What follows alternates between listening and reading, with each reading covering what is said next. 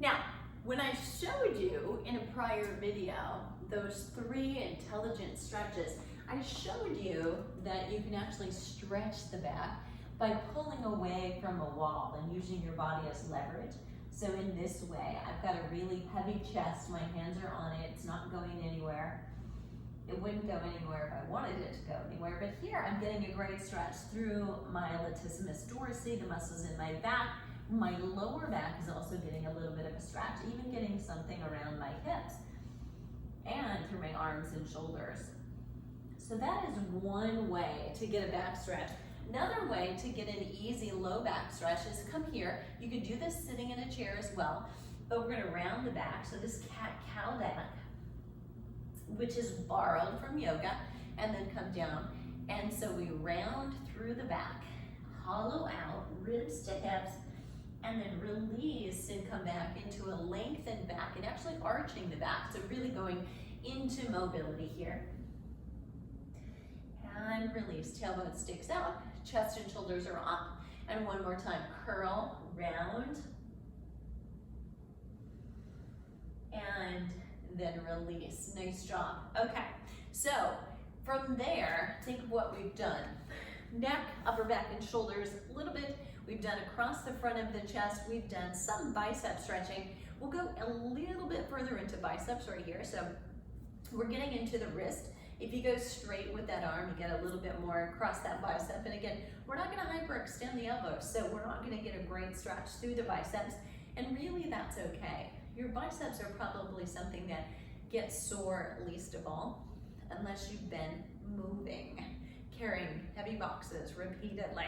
And push your wrist or your hand back in the opposite direction. Circle your wrist a little bit. So again, other side, fingertips back. You go to the point of a stretch and then about 10% beyond that point. That's a safe range to stretch, and the stretch should get easier, kind of subside by the time you're finished, unless you've gone too far. Come back. So always, we want to err on the conservative side when you're figuring out what's enough, what's too much. Okay, relax. All right, triceps. So in the back of the upper arm, stretching those muscles. If we're gonna go one muscle at a time, we're gonna do a stretch across you, and that actually also gets part of that capsule of your shoulder, your rear deltoid, and then switch, we go to the other side. You can be seated, you can be standing or kneeling. I just am making sure I'm right in the middle of the frame so that you can see what I'm doing.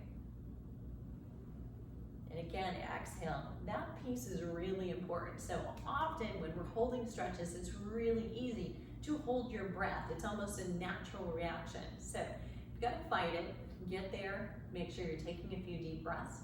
Good. For those of you who have great mobility in your shoulder, this is a tricep stretch, but it's one that won't work for you if you struggle to get your arm up. That arm needs to be able to lift straight up, bend it so this arm is right next to your ear, and then you can bring that head back and reach down your back. So it looks like this from behind. And I'm feeling the stretch right here. So other side comes up, reaches down. You're gonna reach up and gently encourage. And again, bringing this hand up and over is a little bit of a mobility feat in itself. So as much as you may need this stretch, you may not yet be able to do it, and that's okay. You'll go back and just do the one we just did prior. That one works. Okay, so working our way down our body, we really got to about here, but we haven't done any lateral stretching. So if you're seated in a chair or standing, or as I am, I'm kneeling simply because I'm in the middle of the screen this way. What I want you to do is to reach up. And the reason we reach up first is to get the length. Fingertips to the knee in my case, or the foot in yours, or your bum if you're sitting. And then we go over to the side from that. So what I want you to be feeling is really between your ribs and your hips. We're opening that space up. And again, if you can look and see the ceiling in front of your arm. So the arm is not forward here, but it's open and really we're going sideways. That's ideal. Other side, we're gonna breathe up. This one comes up, reach your fingertips to the sky, point or push your knee or your foot or your bum if you're sitting down, and then come up and over and get that lateral stretch with the leg. Looking eyes up.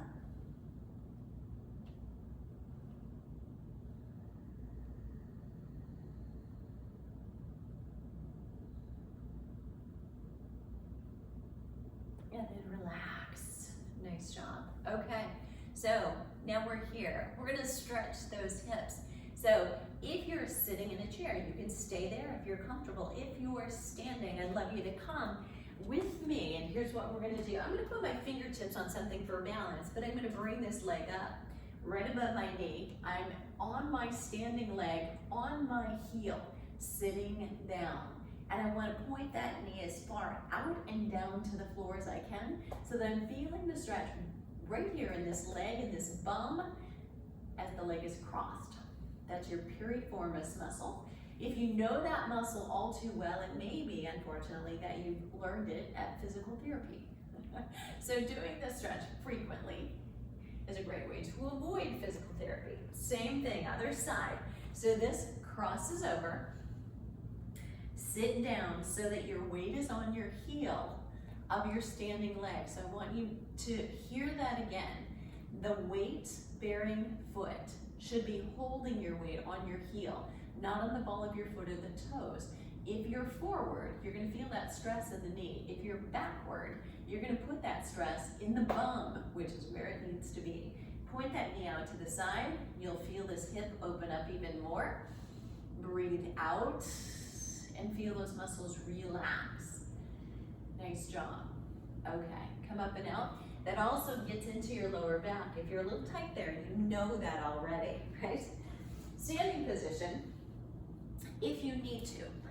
If you can come down, you're gonna do this with me. Coming into what we used to call a runner's lunge, and I guess we still can. I want you to push back through your heel though, so pay attention to this. If you're letting yourself come forward, you're subtracting a part of the tension where we need it. We want to push back through the heel, straighten that knee, and from that we want to try to drop the hip down. So we're opening up through the hip flexors, putting the weight on that front heel, and again, if you're too crowded, you're putting stress on this knee over here. So get that foot out so it looks like knee over heel, like a dining room chair or table, straight up and down. Again, check in with your back knee, push the heel back, straighten and drop your hips. You're feeling it open potentially through the hamstring underneath and the hip flexor here. Nice job. And then relax.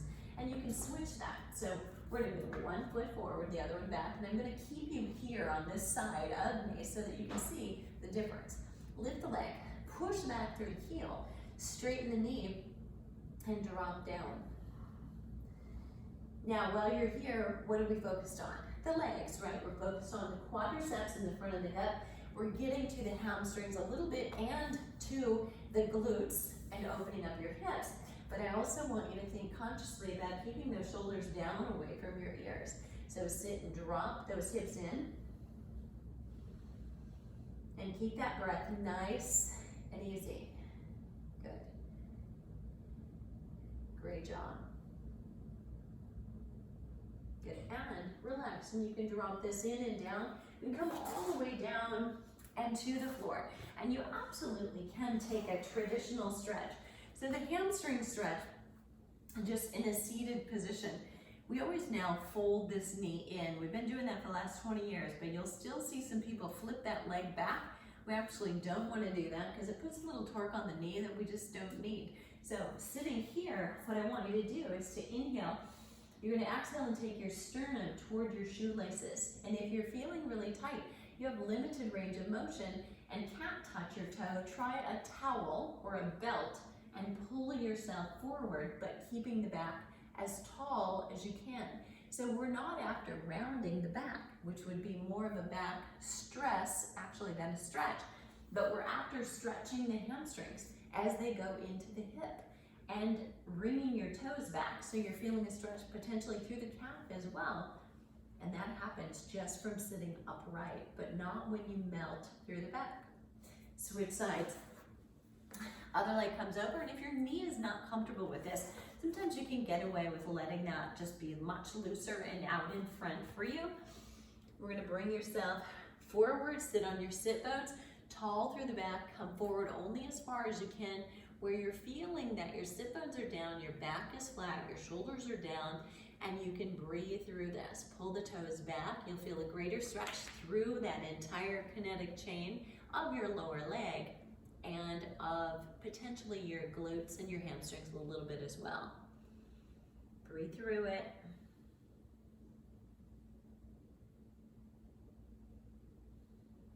Good, and relax. Now, that was great for giving you a stretch through the hamstrings, the glutes. I'm gonna have you come back up, and as you are up, you can either use a chair, back of a chair, you can use your hand on the wall, but I'm gonna have you reach back, hold on to that ankle, please, and not your foot, and then point your knees together and push your hip forward. So you're feeling good stretch in the top of your thigh, that's your quadricep. Drop those shoulders down, push forward again, breathe through it. Good, and just hold it right there. Good, and if anything is uncomfortable, you don't have to do it. I'll be back with a little stretch, all standing stretches, so you don't have to get down on the floor at all if somehow you're compromised or your knees won't let you down or maybe won't let you back up. Hold it right here. Pressing forward through the hip, really important. Holding on to the ankle, closer to the ankle than to the foot. Breathe through it. Good.